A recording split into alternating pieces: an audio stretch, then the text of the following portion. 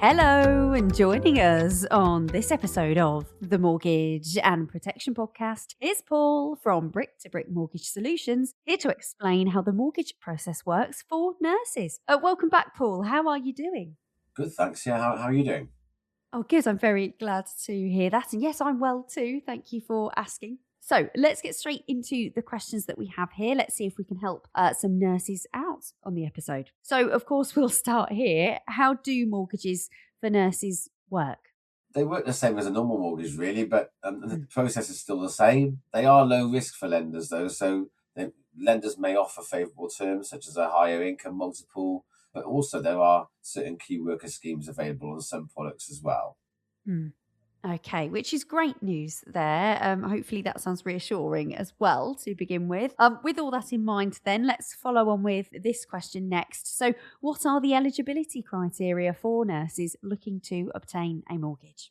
You will be able to secure a mortgage with a minimum of normally a minimum of 5% deposit, with a couple now being 100% mortgages, which is zero deposit. But they won't reach the income. Those mortgages with 100% mortgages, they won't reach the income multiples required to be eligible. We specialise in NHS and healthcare professional mortgages, so we know how to assess those incomes to achieve the maximum amount on a mortgage.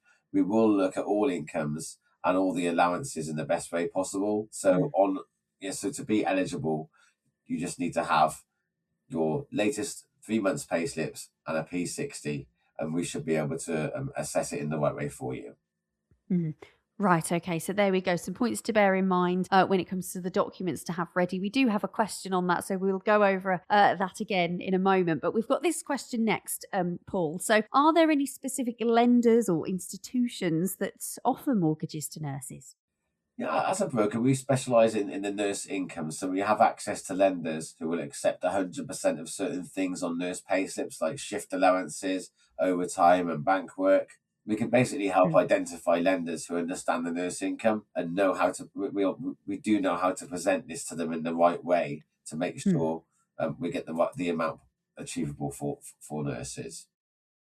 Which again is good news there. There's a running theme as we go along these questions so far.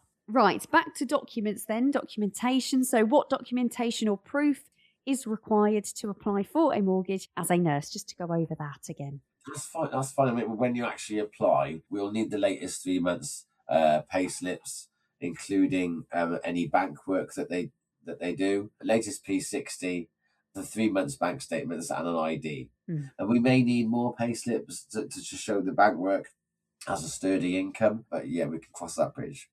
Okay, brilliant. So there's your breakdown when it comes to documents. Let's move on to this question now. And I'm not sure how much you can say here, but what is the typical interest rate for a mortgage as a nurse in the UK?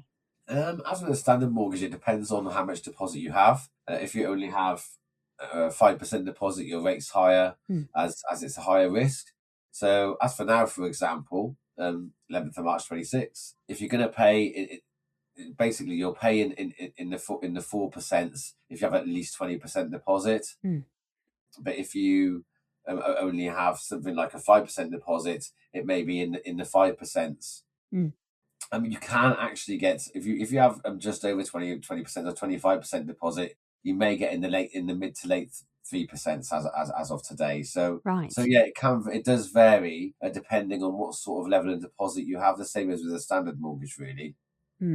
Yes, okay, which makes sense there. And as you referenced, we are recording this in March 2026, so all the information given is correct at the time of recording. Right, we're getting through these questions now, so let's move on to this one. Are there any limitations or restrictions on the type of property that can be purchased as a nurse? That's interesting. Yeah, there aren't any limitations or restrictions on the type of property. It's the same as with a standard mortgage on that one as well, really, but it depends on the lender's criteria. So the lender's criteria would be the same whether you're a nurse or you are not.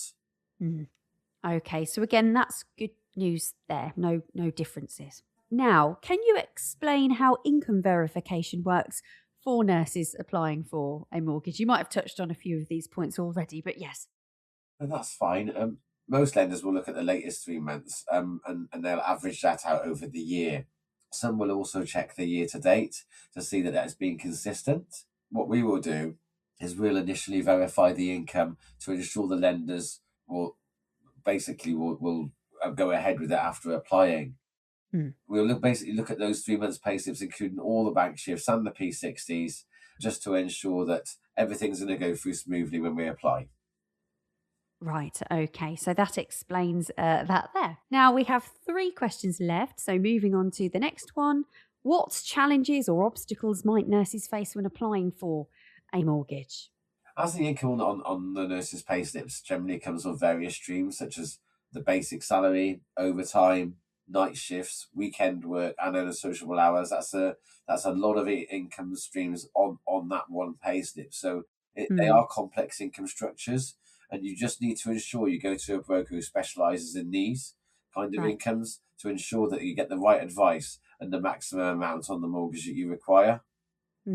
Okay, so that's something to bear in mind there. Now, is it possible for newly qualified nurses to obtain a mortgage? So any differences here?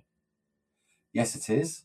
As long as you have a signed copy of your contract, we can look at this for you within 3 months. You can start within the next 3 months, and then we can have a signed copy of the contract. But you do have to bear in mind that if you do want to use your overtime, bank shifts, etc., as additional income, then we would need you to have been receiving that for a minimum of 3 months, so we can actually factor that in as a steady 3-month income in additional to your basic.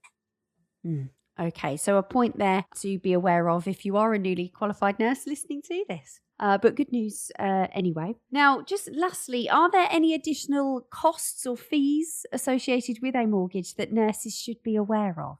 Nothing extra to a normal standard mortgage, really. Sometimes lenders' products have a product fee, some don't. Some have a valuation fee of £100 or something, and some don't. And there will be a broker fee that's payable on completion, along with solicitors' fees and moving costs. But nurses will not be penalised or pay extra for anything on top of a standard person. Okay, which again is good news there, but it's always useful to know the costs in advance so that you can budget as well. Before we go, Paul, we will be back with a part 2 at some point. There's more questions to cover on this, but have you got anything else you'd like to add? Any final thoughts, or do you think we've covered all that we can for now? We've covered all we can for now, I think. But yeah, as always, really, if you think of anything that I haven't mentioned there or haven't covered, and then just contact us and we'll be sure to cover it then. Okay, brilliant. Thank you for that. Hopefully that's proved useful to anyone listening to this, and we'll catch you on our part 2 episode. Brilliant. Thanks, Tessa. Take care. Speak to you soon. Please note, your home may be repossessed if you do not keep up with your mortgage repayments.